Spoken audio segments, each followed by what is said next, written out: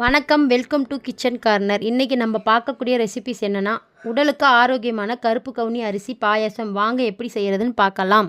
அதற்கு தேவையான பொருட்கள் என்னென்ன: பாசிப்பருப்பு, வெல்லம், கருப்பு கவுனி அரிசி, பால் 1 டம்ளர், முந்திரி பருப்பு, ஏலக்காய். கருப்பு கவுனி அரிசி 1 டம்ளர் எடுத்து 2 மணி நேரம் ஊற வச்சு செஞ்சிங்கன்னா சீக்கிரமாக வெந்துடும்.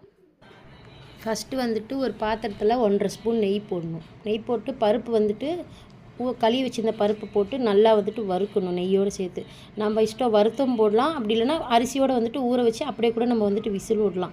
நல்லா வறுத்துட்டு அதுக்கப்புறமா அரிசி, நம்ம கழுவி வச்சுருந்த அரிசியை வந்துட்டு அதில் போடுறோம்.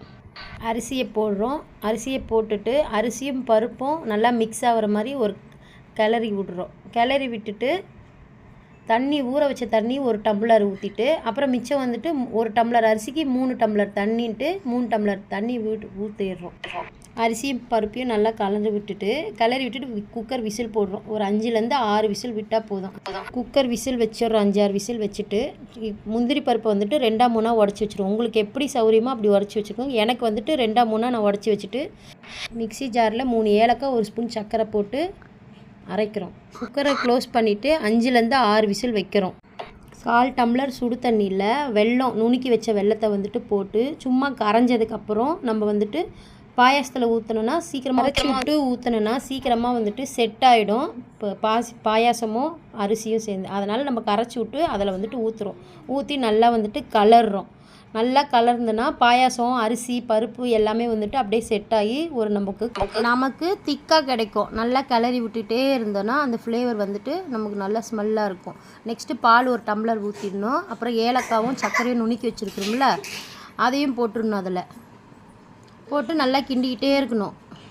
கிண்டிக்கிட்டே இருந்தோம்னா அந்த ஃப்ளேவருக்கு அதுக்கும் நல்லாயிருக்கும், ஏலக்காய் ஸ்மெல்லுக்கு அதுக்கும் நல்லாயிருக்கும். நல்லா கிண்டிகிட்டு இருந்தால் அடுத்தது வந்துட்டு ஒரு கரண்டியில் நெய் 1.5 ஸ்பூன் ஊற்றிக்கணும். உங்களுக்கு எவ்வளோ நெய் வேணாலும் ஊற்றிக்கலாம், ஒரு ஆப்ஷன்ஸ் தான். நான் வந்துட்டு நெய் போடுறேன், குழந்தைங்களுக்கு கொடுக்கறதுனால நெய் போடுறேன். 1.5 ஸ்பூன் நெய் ஊற்றிக்கணும். நெய் வந்துட்டு கரைஞ்சதுக்கப்புறம் நம்ம உடச்சி வச்சுருக்கிறோம்ல முந்திரி, அந்த முந்திரி பருப்பை அதில் கொட்டி நல்லா வந்துட்டு வறுக்கணும். வறுத்து நல்லா அது வந்துட்டு ஒரு மாதிரி ப்ரௌனிஷ் கலரில் வரும்.